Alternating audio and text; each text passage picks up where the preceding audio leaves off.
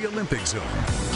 It was a moment to savor. The largest team any nation has ever sent to the Winter Olympics. Meet the New York native who had the rare honor to lead Team USA into Friday night's opening ceremony. Plus, this is her night.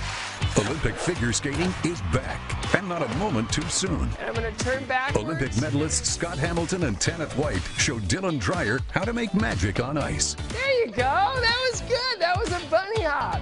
And 4 years ago, California snowboarder Jamie Anderson made a first impression to remember.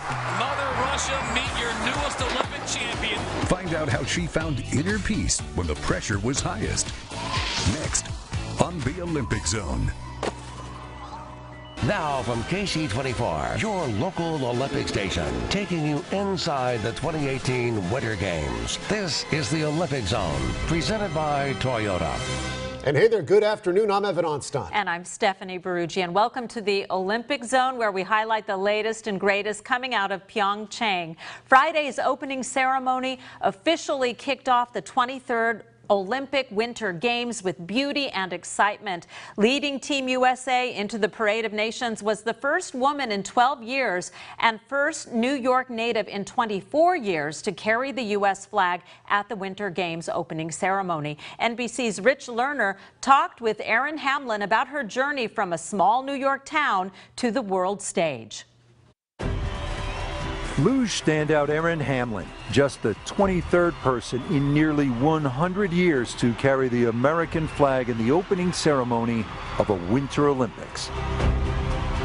It was kind of a shock. I was really surprised to be able to walk into that stadium knowing that the world is watching. It's a pretty amazing moment. 31 years old, Hamlin grew up on a sled in the snowy little village of Remsen in upstate New York.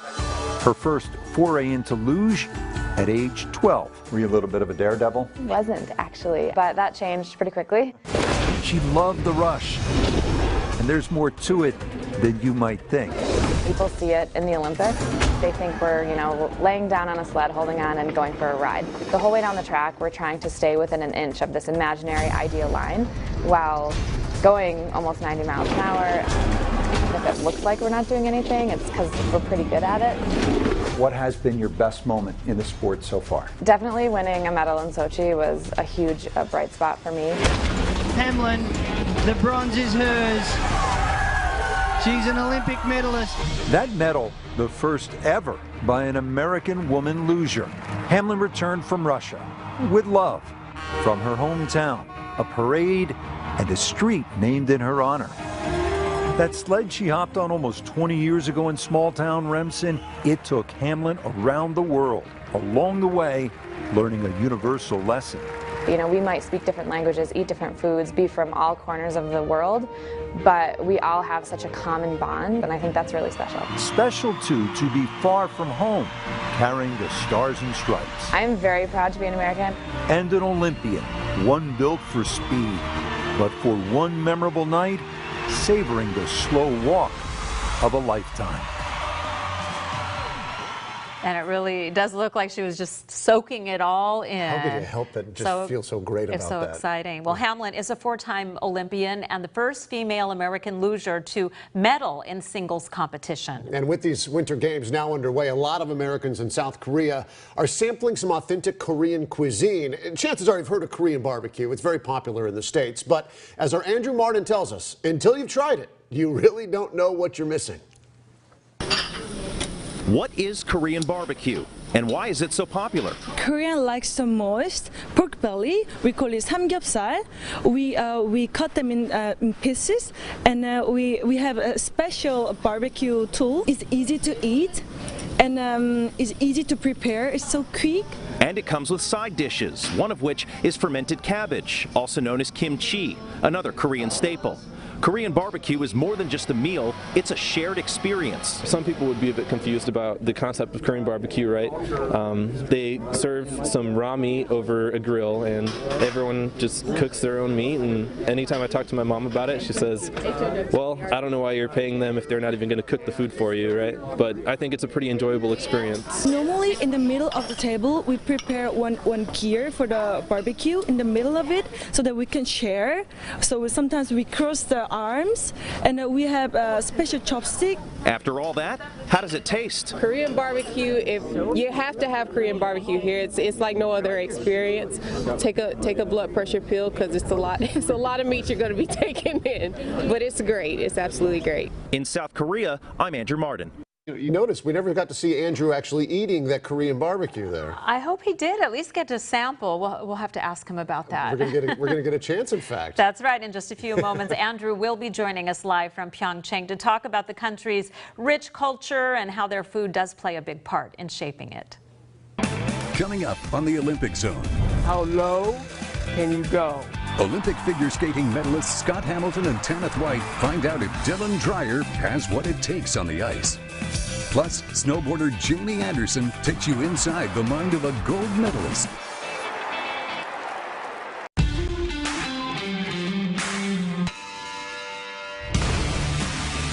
We have one moment, and I'm going to be the fastest. Matthias Meyer who wins it. It doesn't really matter who wins as long as there's a Norwegian on the top of the podium. Spindal makes a statement. Jonsrud of Norway rockets down the hill. When the moment is there on Olympic ice, we'll be ready. Maya and Alex Shibwitani rising to the occasion. I've dreamed about this moment for so long. Brady owned that.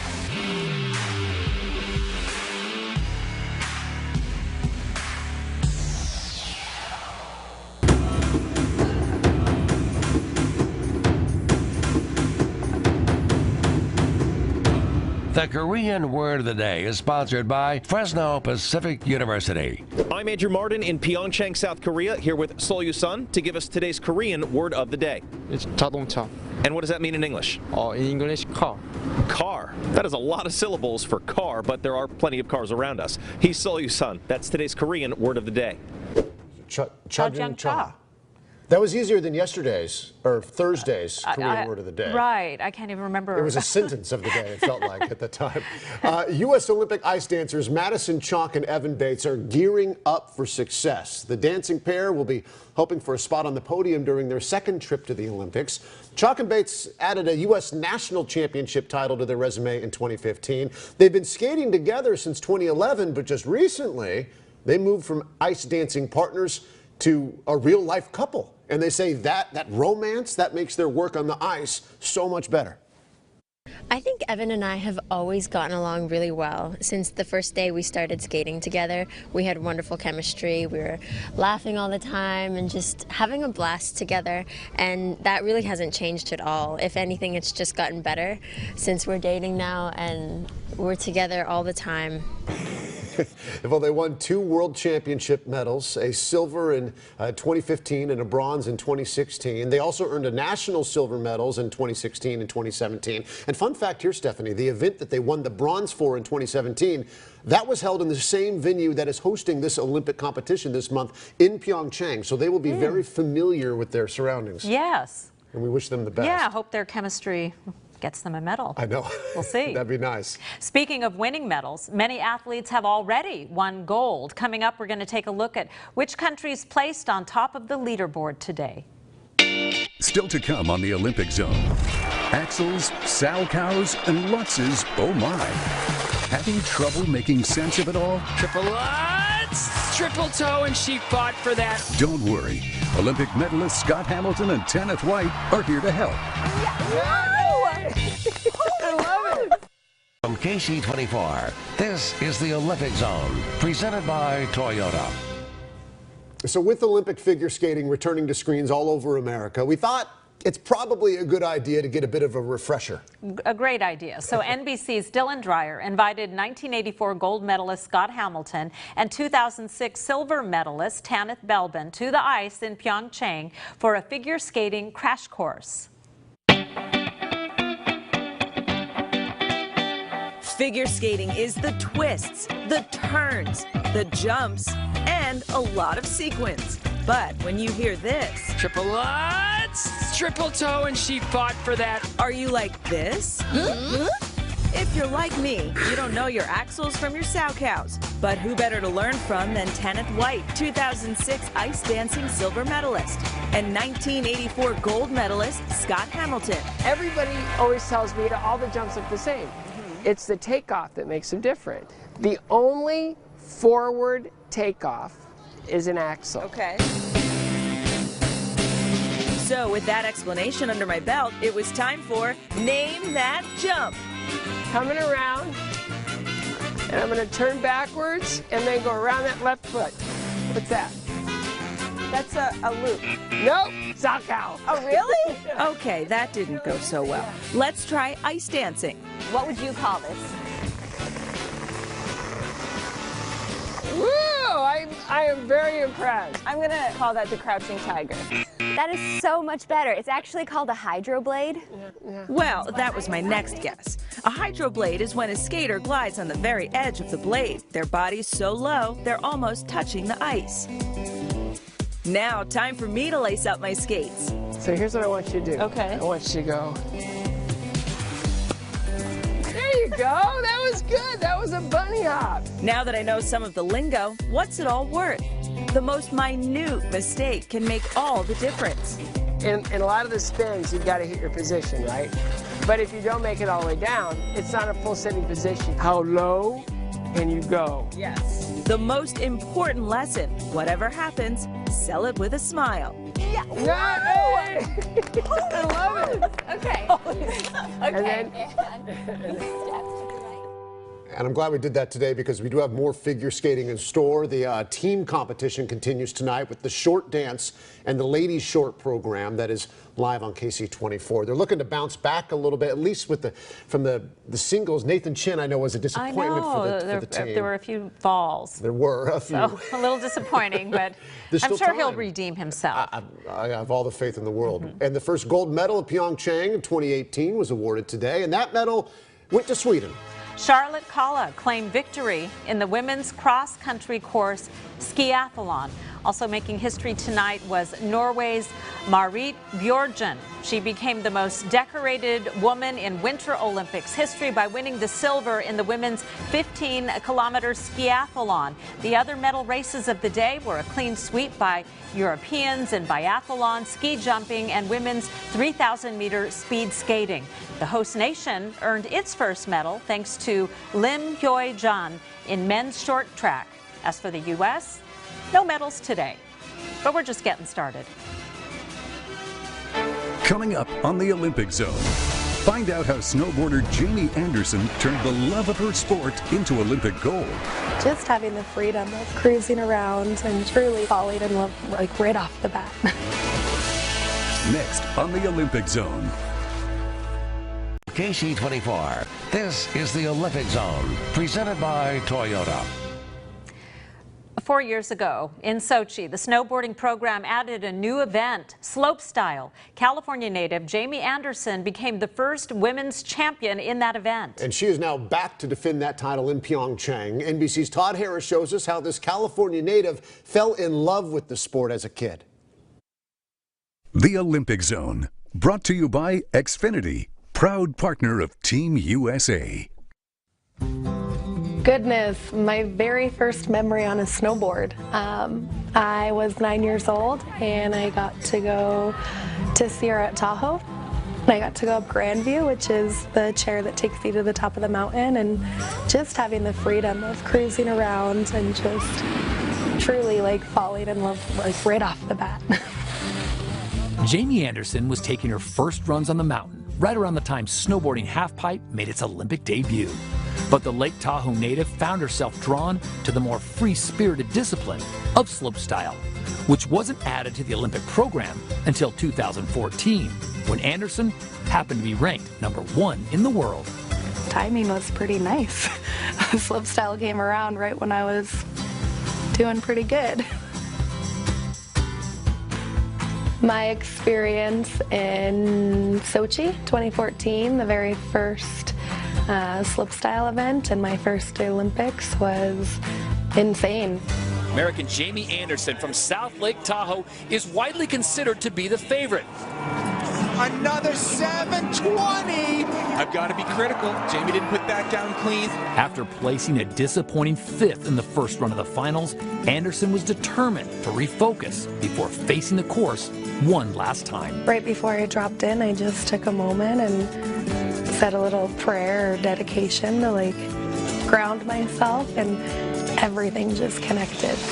First jump, perfect 720. Second jump, gigantic 540. This could be it for Jamie Anderson.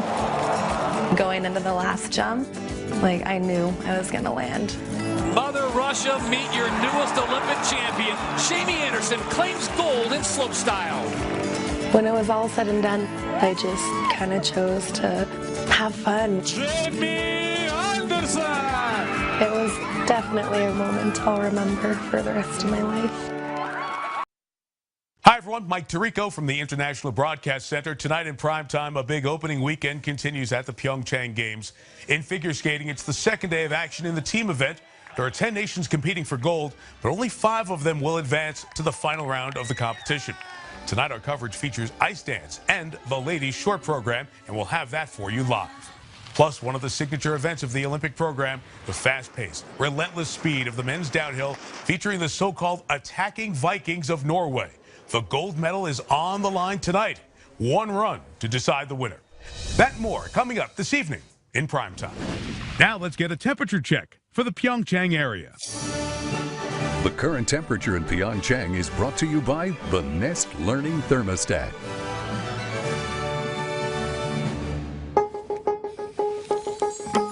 Because everyone likes easy. Sure do. Because everyone is on the go. Because we all like to save energy, but sometimes we slip up. Reaching up. Because sometimes we want it cool at night, then toasty in the mornings. Introducing the easy-to-use, energy-saving, adjustable from everywhere, easy on the wallet and the eyes, Nest Thermostat E. E is for everyone.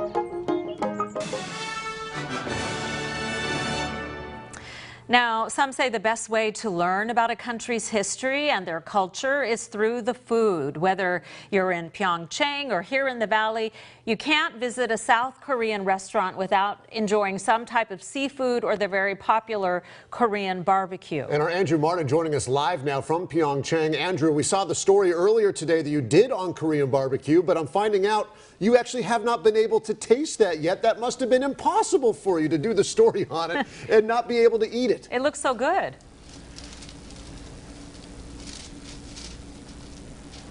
Yes, it does look really good. Other people have said that it tastes really good, Steph, but I must confess I was so busy putting together the story that I did not actually get to partake. We've got a couple of actual really good food stories for you guys coming up. Certainly the Korean barbecue one is one that I put together. Another member of our team went to a fine dining restaurant where lunch costs about $150 here. So Koreans take their food very seriously. Some is the same as back in the United States. There is a McDonald's here at the Olympic Park. Some is completely different. We mentioned those squid snacks the other day. So I will try Korean barbecue before I leave the country. I just have not been able to yet. Well, I know that you have had an opportunity to go outside the Olympic Village area, out to, into the other part of the country.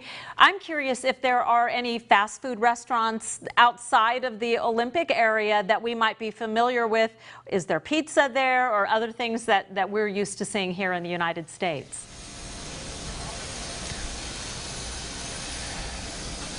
Yes, there is pizza. We actually had pizza delivered to our workspace a couple of nights ago, and it tastes pretty similar to pizza back in the United States. Of course, I can't read what it says on the box, and I was told that when I went to the DMZ, there was going to be a Popeye's chicken. I didn't see that, but I was told that it is around the area because it is a tourist destination. There's a rest stop that we actually stopped at before we went into the demilitarized zone. I didn't see it, but I was told it was there. So there is definitely an American influence here in South Korea. Andrew, we got to leave it there, but I know that it's cold out there. You just told us 7 degrees. I know you're freezing. Thanks so much for doing your best, and we appreciate the time. Talk to you later. Bye, Andrew.